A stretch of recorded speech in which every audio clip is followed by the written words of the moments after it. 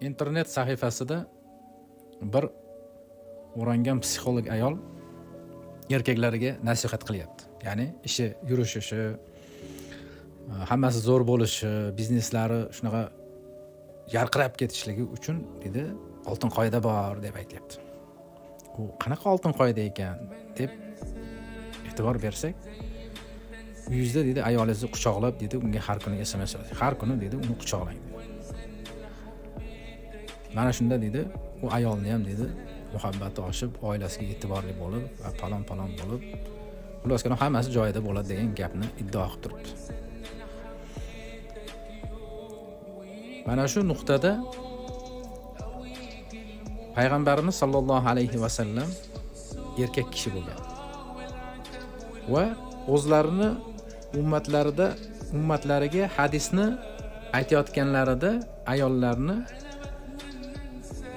erkalating, ularga yaxshilik qiling degan ma'noda go'zal so'zlarni aytgan.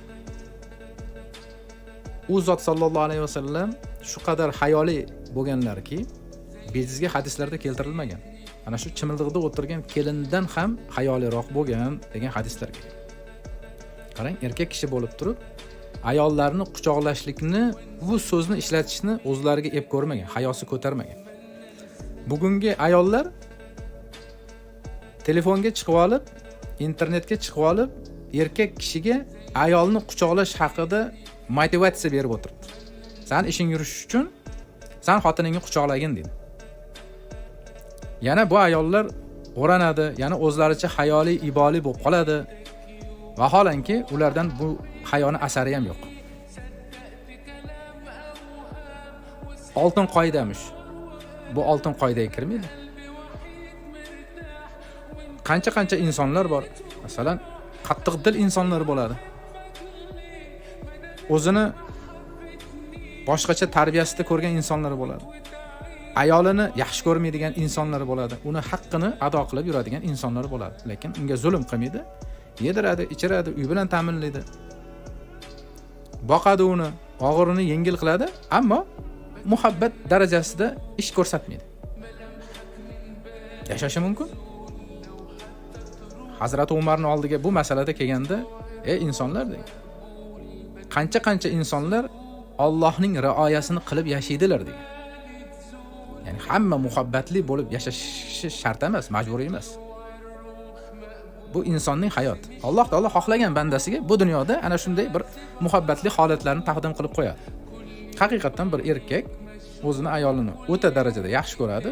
U masalan o'zi xohlamasdan yaxshi ko'rgani uchun SMS yozadi, ayoliga romantik munosabat, muhabbatlarni ko'rsatib beradi. Lekin bu degani shu hamma qilish kerak. Bu oltin qoida, bu seni ishingni yurishtiradi, falon bo'ladi, tugun bo'ladi degani emas. Har bir inson shariatga amal qilsin, bo'ldi. Ayoliga zulm qilmasin, yomonlik qilmasin. Bo'pti, men ishga ketdim desa bo'ldi. Borib quchoqlash shart emas. Behayolarcha mana shunday gaplar aytiladi. Bu narsada salbiy tomonlar nima? Salbiy tomoni o'zi bugun shunda ham ayollar ko'cha-ko'yda xohlagan ishini qilib yuribdi. Xohlagan gunohlariga yo'l qo'yyapti. Xohlagan jinoyatlarni qilyapti. Xohlagancha ko'chalarda kezib xohlagan ishlarni qilyapti. Endi yana uni ustiga bu ayollarga motivatsiya berib, meni erim erkalash kerak. Erkalasang seni ishingda baraka bo'ladi degan tushunchalarni kallasiga singdirib ularni. Bu aslida yo'q narsa, lekin shu gap qaytarilaversa, ha men shunaqa ekanman. Demak, meni quchoqlasa, meni erkalasa, menga o'qisa, menga bu qilsa, seni ishing yurishadi degan tushuncha kirib qoladi. Aslida unday emas. Alloh taolo erkakmi, ayolmi xohlagan bandasini xohlaganday sinab ko'radi. Bir erkakni 10 yillar davomida, 20 yillar davomida ishini yurishtirmaydi. Kambag'al yashaydi. Bu hayotda bor narsa. Faqirlik, kambag'allik bor narsa. Hamma ham zo'r ishlarni, bizneslarni, tadbirkorchiliklarni qila olmaydi. Hamma ham kuchli, hamma ham chiroyli bo'la olmaydi. Hamma ham boylikka erisha olmaydi. Oddiy yashab o'tadi. Shuning uchun bu soxta oltin qoidalar sapsata gaplar. Bekorchi gaplar. Alloh taolo har kimni o'zini o'rniga qo'ygan. Birov kambag'al, birov erkak, birov ayol, birov yosh, birov qari, har bir hayotni sinovini ko'radi. Ana shundan Alloh huzurida so'raladi. Alloh taolo Qur'oni Karimda bir qancha joyda ogohlantirgan. Men hozir aytmoqchi bo'lganim, payg'ambarimiz sollallohu alayhi vasallam, bu Buxoriyda ham keladi. Bu Sahihi Muslimda ham keltirilgan bu hadis. U zot sollallohu alayhi vasallam aytadilarki, menga jahannam ko'rsatildi va jahannamning aksari ayollar ekan degan rivoyatlar keltirilgan. Va sahobiy ayollar so'ragan: "Ey Allohning rasuli, nima sababdan ko'p ayollar?" Aksari degani arab tilida bu juda ko'p degan ma'noni bildiradi. Juda ko'p degan ma'no. Masalan, 100 ta sanoq bo'lsa, misol uchun, shuni 80 ta yo 90 tasi degan ma'noni bildiradi. Ana shu ayollar jahannamga kirishligini sahobiy ayollar so'raganda payg'ambarimiz aytdilarki, sizlar erlaringga kufr keltirib qo'yasizlar degan. Ya'ni ayolni bir uyga olib boradi. Masalan, 2 xonami, 3 xonami, 4 xonami, necha xona bo'lsa ham bir uyga joylashtiradi.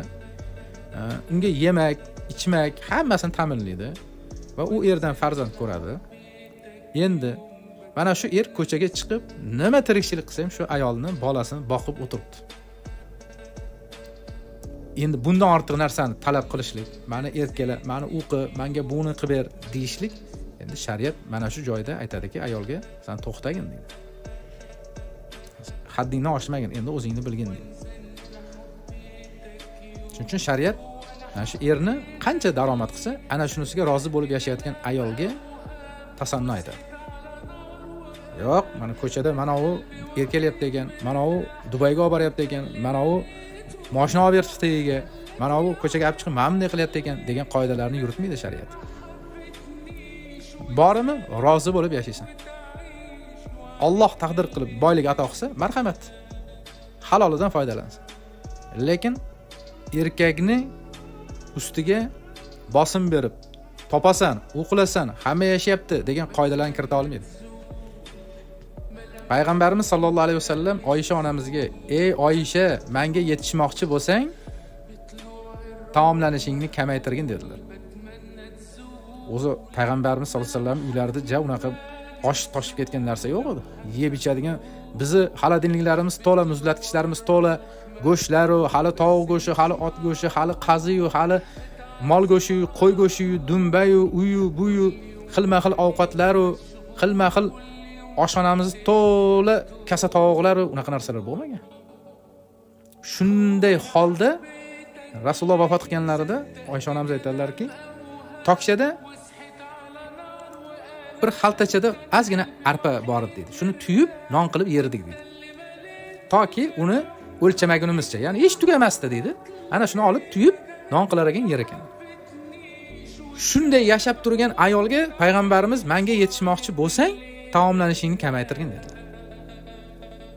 Bugungi ayollar kerak bo'lsa agar kiyimini sanasa sanog'iga yetolmay qolasiz ba'zi ayollar. Lekin talabi ko'p. Kiyimim yo'q, kiyim olishim kerak dedi. Uyda kiyim turibdi. Alloh taolo buni so'raydi ertaga. Qur'oni Karimda oyat kelgan. Alhaakumut takathur hatta zurtumul maqabir degan. Sizlarni shoshganlaring, mashg'ul bo'lganlaring, bu dunyoga yetishga beradigan motivatsion hayotlaring hammasi qabrgacha deydi. Qabrda to'xtaydi bo'ldi dedi. Va sizlarga dedi, oxirat ko'rsatiladi dedi. Oyatning oxirida aytadiki, biz sizlardan dedi bergan ne'matlarimizni so'raymiz deyapti. Shuning uchun nima olib, nima yeb ichayotganimiz, kiyayotganimiz, uni sanoqlarini e'tiborini qilib qo'yishimiz kerak. Ertaga so'raydi. Uyingizda 5 ta ko'ylagingiz bor. Yana bir qancha kiyimlaringiz bor.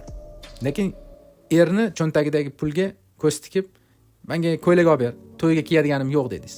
Oldirdingiz. Masalan, 500 ming 1 millionga oldi.